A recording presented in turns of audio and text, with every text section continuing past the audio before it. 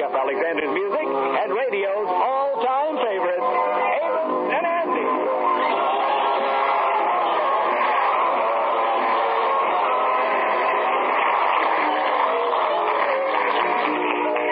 How do you do, ladies and gentlemen? This is Amos. Have you ever wondered just why 10,000 independent druggists in this country voluntarily recommend and sell Rexall drug products? Well, it's because they know from experience that Rexall products are as pure and reliable as science and skill can possibly make them. That's why, with the greatest of confidence, these 10,000 druggists tell their customers you can depend on any drug product that bears the famous name Rexall.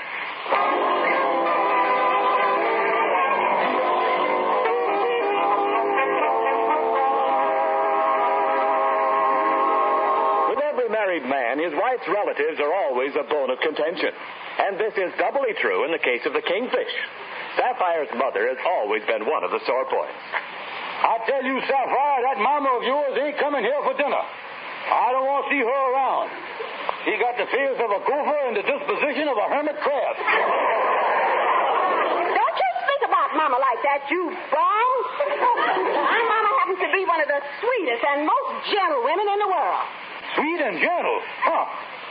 Look what you did to your father. Hit him on the head with a crowbar and put him in his grave. I did not hit my papa on the head with a crowbar. Well, then why did they bury the old boy with his derby on then? Don't you talk that way about my Mama. I'll have you know. Put down that fish. You ain't going to hit me with that.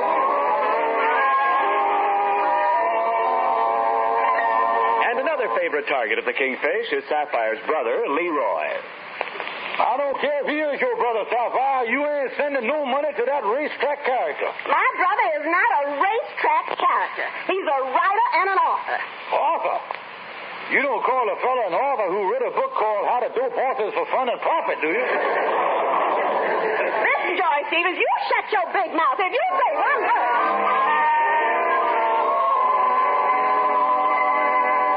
Sapphire has one relative the kingfish feels different about, Uncle Sylvester. For Uncle Sylvester, the kingfish has all the love and affection in the world. George, look what come in the mail this morning. A letter from Uncle Sylvester. Well, how big a check did the old boy send us this time? I ain't opened it yet. What a delightful character. How I love that sweet, rich old man with one foot in the grave. But,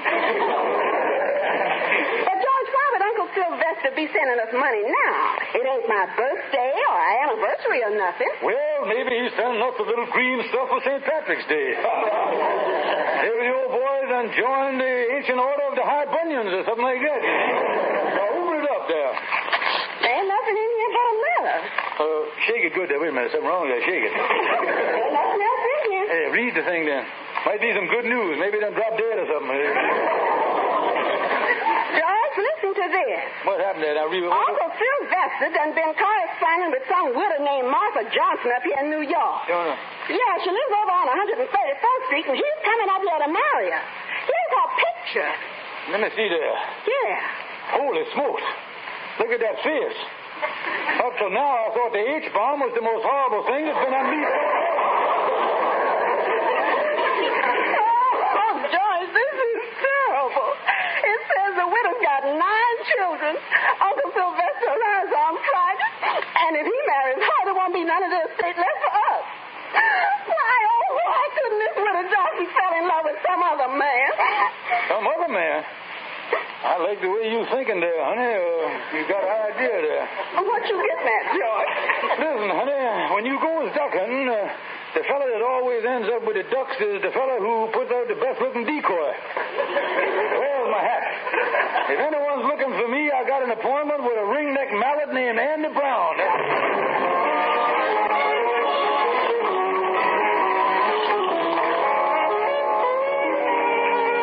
Well, come on in my office here. I've been waiting for you. Yeah, Lightning said you wanted to see me. What's up, Kingfish? Well, now listen, Andy. I got a proposition to put up to you here. Now, I ain't got no time to beat around the bush. I'm going to jump right into the thing with both feet. Yeah, well, start jumping. All right, I'm going to start off by showing you a picture. Now, wait a minute, though. Now, just a minute. Now, before I does, I want you to sit down there and take a good grip on the arm of the chair. Now, I asked you to come over here after lunch because, well, I didn't want just to hit you on no empty stomach, you see. Now, it's all settled there? Okay. Here's the picture, Andy.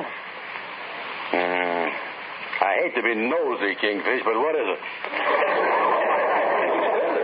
It's a woman. The picture must have been taken down at the lake someplace. I see she's standing by a boat dock there. Yeah, I have seen things like that around the lake before. Yeah, but there was usual flapping on the bottom when they drained the lake. What is the deal, Kingfish? Is you opening a freak show? No, wait a minute. Now, like I say, I ain't going to beat around the bush here. Now, look here. I'll go tell you. Now, don't get up there when I tell you this. The proposition is that I want you to marry this gal. Listen, Kingfish, I wouldn't marry no old toad like that. You know, the older a woman gets, the sweeter she gets. And believe me, boy, when it comes to companionship, there's nothing nicer than a woman that is around 60 and sweet. Yeah, but when it comes to smooching, I'd rather stick to the ones that's 19 and nasty.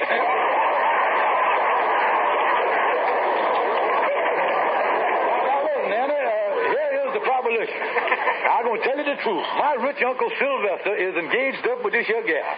Now, if he marries her, me and Sapphire are going to be cut off without a nickel. Now, if you makes a play with this widow Johnson and marries her, I'll split my uncle's inheritance with you 50-50. Your share will amount to $10,000 or $15,000. Let me see that picture again. Yeah, right there. 10 or 15,000. Funny how a woman will pretty up right before your eyes. What's the deal, Kingfish? Well, good. Congratulations, Anna. It ain't every man that becomes a husband and a father of 9 children in one day. Yeah, well, I'm, 9 children. Wait a minute. Nothing doing, Kingfish. I ain't going to get no family on the wholesale basis. Now, wait a minute, Andy. The 9 children of Mrs. Johnson's going to make a nice little brood for you. Brood, huh? Lives here, Kingfish. This is one chicken that'd like to sit on his own egg. Listen here, Andy. 9 cute little cherubs, little children running around the house. Yeah, well, you know, that's right. I likes kids, all right. Yeah, wonderful. Yeah, Daddy Andy. I'd have a lot of fun with them. Oh, sure you will, Andy. Some of them is bound to be 10, 11 years old. You can put them out on a paper route. Yeah, I could do that, yeah. Sure, and then at night you could bounce them on your knee and shake the loose change out the pocket at the same time. Yeah, kids is the thing. I always wanted them. Let's go over and see this Mrs. Johnson. And I'll tell you what, I'll stop by in a toy store on the way over and get a cuddly teddy bear for the youngest one, huh? Yeah. Take a teddy bear for him. Yeah. I just think about them 9 kids, though. You know, I ain't much on names. How am I going to be able to tell them kids apart? Oh, simple, Andy. Just have them to wear football jerseys with numerals on them, and anytime you want to call one of them, just look at the program, does it?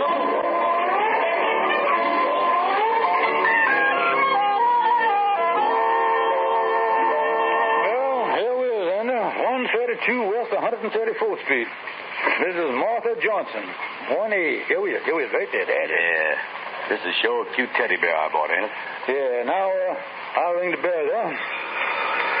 Yeah, you know, that is a cute little teddy bear, all right? Yeah. Wait a minute. Somebody coming to the door. Well, what did you 2 mugs want? Excuse us for protruding, Mother, but we'd like to see Mrs. Martha Johnson. She ain't home now.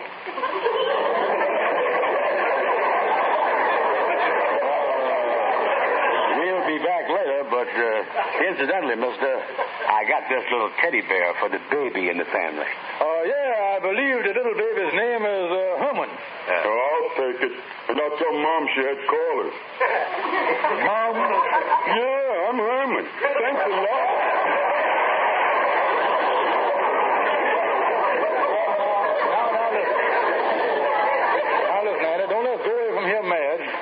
Before you say anything, this ain't gonna change your mind, is it? Listen, Kingfish, the deal is off. I don't want no child that could put me over his knee.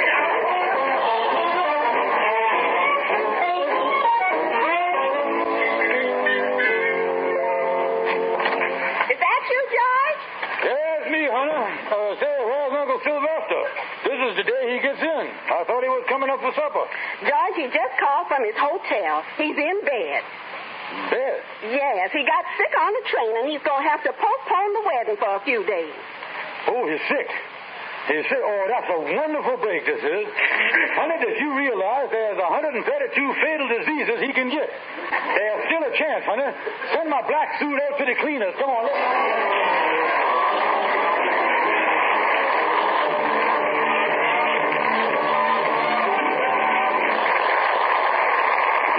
This is your Rexall family druggist with a welcome from the 10,000 independent druggists who have made the word Rexall part of our own store names and who recommend and sell the 2,000 or more drug products made by the Rexall Drug Company. Rexall Plenamins is a good example. The daily dosage of these famous multivitamin capsules gives you 10 different vitamins, including vitamin B12, plus the nutritional extras of liver concentrate and iron. Ask for Plenamins, Plenamins, Plenamins, at Rexall drugstores everywhere.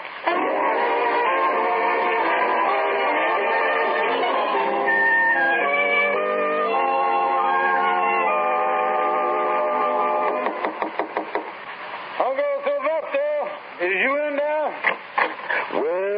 Well, my favorite nephew, George. Well, how is you, son? Well, fine. I just thought I'd drop by to cheer you up, Uncle Sylvester. By the way, you're sure looking ghastly this morning. No, George. I'm feeling 100% better this morning. Oh, you do, huh? Yes, I went to a clinic this morning for a complete and thorough checkup. Yeah. I had 5 different doctors look at me. They said as far as they can see, I'm as spry as a young chicken. Well, now, wait a minute, Uncle.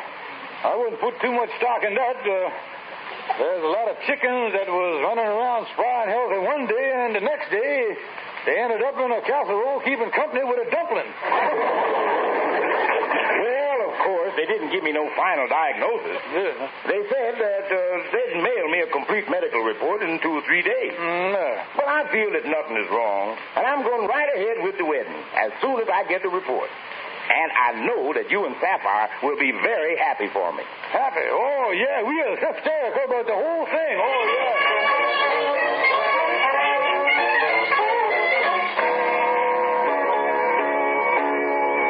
So the uncle is going ahead with the wedding on schedule, huh, Kingfish? Yeah, and we'll be cut off without a nickel.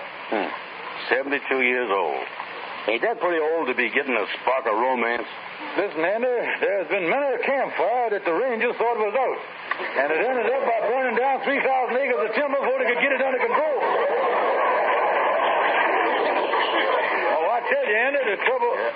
Well, Shorty the barber, where you been? I ain't seen you around in a couple of weeks. I've been laid up with a bad case of bronchitis. I had all the time to talk. I've got trouble with my feet. My throat closed. I opened my mouth and nothing. I couldn't, you see, you couldn't understand a word I said. You sound all right now, Shorty, but say, did you hear the bad news about the Kingfish? His rich uncle is getting married to a widow with 9 children, and the Kingfish is going to be out of luck. Oh, that's too bad, Kingfish. Ain't there no way of getting the wedding called off? No, looked like he was going to get sick there for a while, but he went to a clinic and they're going to mail him a report or something in a couple of days. I guess they'll... Well, if they're going to mail... Hey, wait a minute, Kingfish. I got something. Well, get it out. Don't hold it. Let it loose there. If you take the report from the clinic advising your uncle that the worst thing he could do is get married and got it to him before the real report got in, you'd nip the whole thing right in the bud, you see. Yeah, if I could get a fake report to him.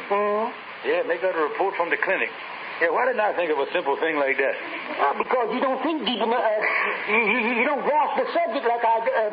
You don't have the inherent qualities that you got. You can find the desire.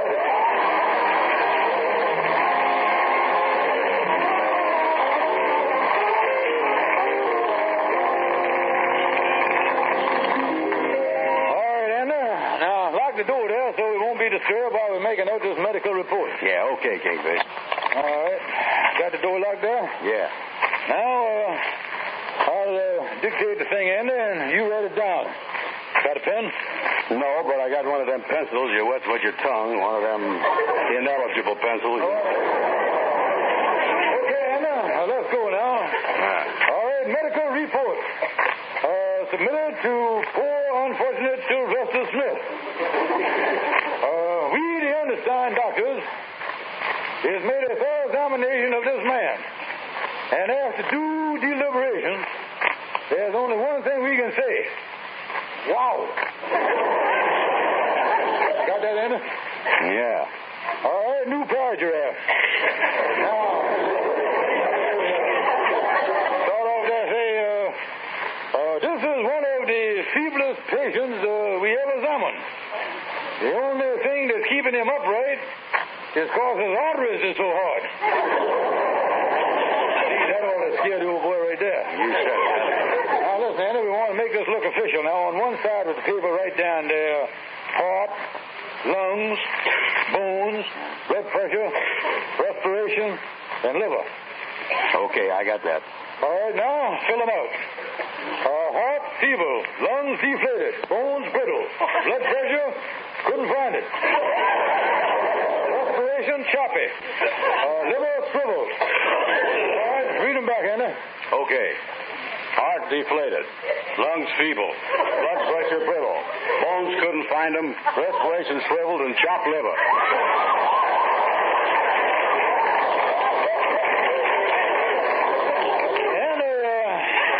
Clinic we're dealing with here now, not a delicatessen, you know. Well, you're giving to me too fast. I ain't no dictation expert, you know. Well, now, look, Andy, we ain't getting no place here.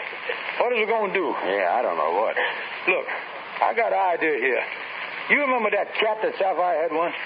Yeah, you mean the one that throwed the fit and run around all over the ceiling?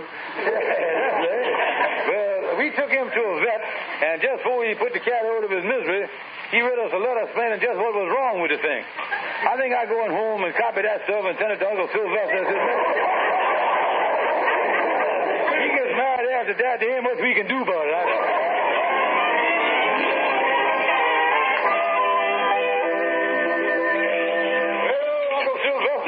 Nice, Eddie, to take us out to dinner tonight.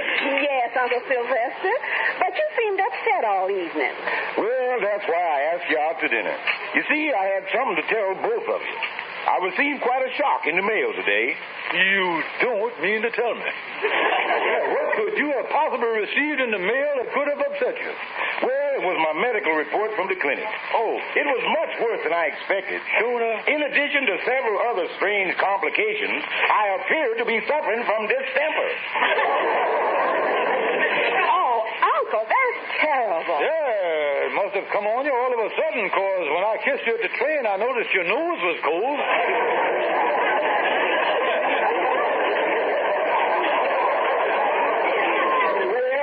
This whole thing has gotten me very upset, and I was forced to come to a decision about my marriage. After all, a man in my condition can't take no chance. That's right, Uncle. You can't think of marriage. What you need right now is plenty of care and rest. Yeah, I agree with you. That's why I'm marrying the widow Johnson sooner than I expected. You see, she's a trained nurse. George, come back here. Where are you going? Home to run around on the ceiling. That's what I'm doing.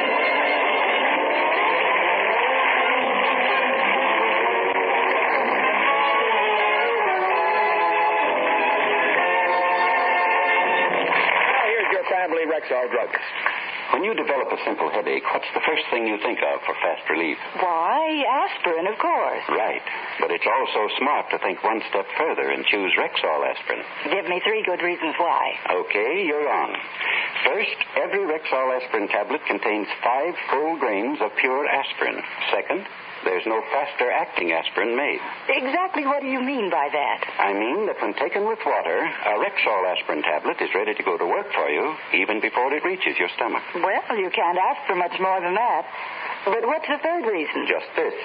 In the 100-tablet bottle, Rexall aspirin costs you barely more than half a cent per tablet. That I'll remember. And remember this also.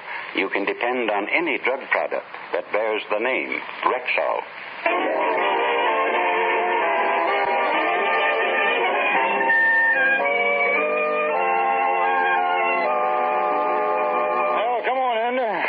Set for tomorrow. We got to go in here and see Calhoun, the lawyer. Yeah, maybe there's some last-minute way to head the thing off. Oh, howdy, boys. Yeah, well, hi there, Calhoun. Is you busy? Could we see you? Yeah, come on in. I just got back. I was serving a summons. I tell you, boys, when you is serving a summons, you got to keep your mind alert. I went up to this apartment and rung the bell, stood there with the summons in my hand, waiting to do my duty and serve it. Yeah, well, what happened? The door opened, and there was a beautiful gal. Boy, she was a knockout. 19 years old, and her hair was flowing down her back. She was wearing one of them beautiful negligees. Oh, she was one of the most gorgeous creatures I ever seen. And did you serve the summons? What summons you talking about?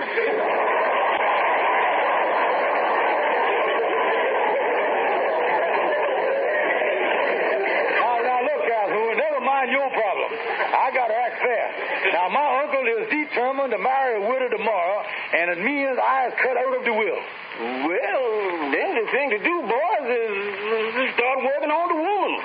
Yeah, well, how going to do that? Explain that to me. Now, you didn't work on what? Now, suppose she thought your uncle was a bluebeard. You know, a man who marries a woman then kills her. Yeah, tell her that he is a bluebeard. Yeah, that just might work. She ain't never met me and Andy. It's our last chance. We'll try. Well, I sure hope it works. I'll be seeing you fellas in a couple of weeks. I'm going down to Washington tonight. Yeah, I'm helping out on one of them big investigations down there. The investigation is about how the politicians has been messing around with the RFC. Oh, yeah, I heard about that. Say, what did that RFC mean anyway? Well, as far as the politicians is concerned, I think it means reach for the cash.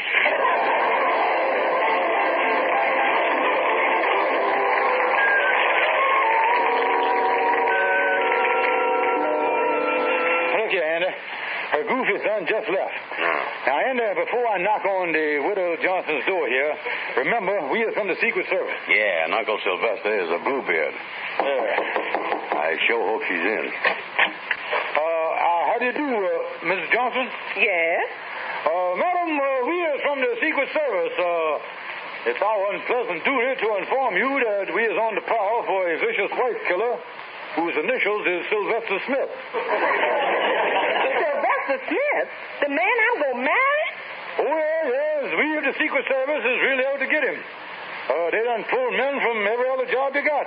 Ain't they, Mr. Brown? Oh, yeah. We was guarding the president, but they done even took us off that job. You mean there's no one guarding the president? Oh, he's just sitting down there in Key West with a fishing pole in one hand and a shotgun in the other.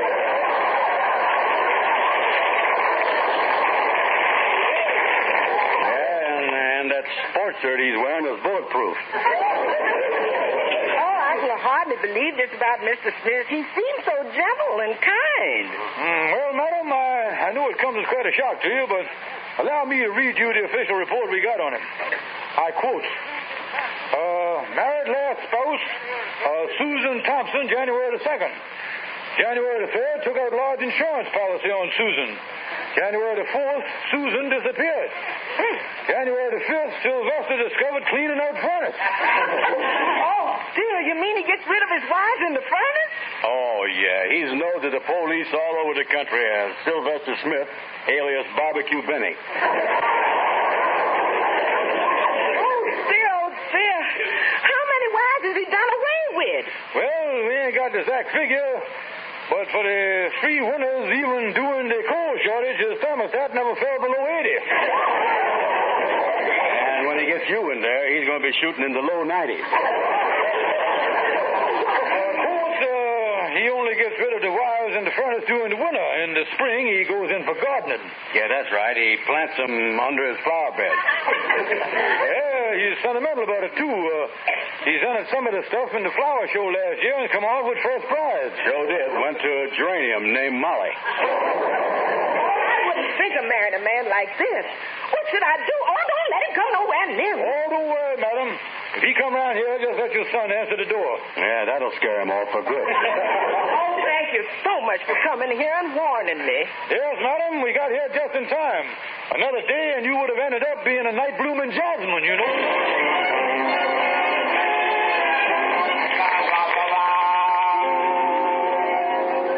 Yes, Amos? that's the story. Yeah, well, Andy, I know the Kingfish has done a lot of crazy tricks in his day, but this is about the craziest one I'd have never heard of him doing, spoiling that old man's happiness. Oh, listen, Amos, if you'd have seen that widow Johnson and that goofy son of hers, we were just saving the old boy from a fate that was worse than death. Oh, that was mean of the Kingfish, though. You say the Kingfish and Sapphire is down at the station now seeing Uncle Sylvester off, huh? Yeah, and the Kingfish is happy about the whole situation. He figured that the long trip up here and the disappointment of having the marriage called off and then the long trip back there might hurry up the Grim Reaper.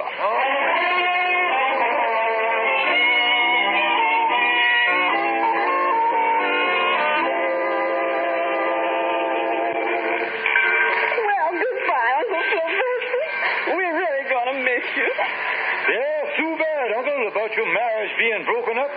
Yes, I can't understand what happened to the widow Johnson. One day, the marriage was all set. Then I called her on the phone, and she hung up. Then when I went over there, her big son threw me out of the house and said the marriage was off. Oh, Uncle Sylvester, we're so disappointed for you. Ain't we, George? Oh, yeah, we sure is, all right. Well, I have to get to my train now. Goodbye, George. Goodbye, Sapphire. Well, goodbye, Uncle Sylvester. Goodbye, Uncle Sylvester, and don't forget to write, even if it's only 50 or 100. Let us hear from you. Well, that's one of the disturbing things about the whole matter, George. What's that? There won't be any more checks. No more checks? Nope. Last month, I was wiped out in the market. If I had just been able to marry that rich widow Johnson, I could have taken care of you and Sapphire for the rest of your life. Now, wait a minute.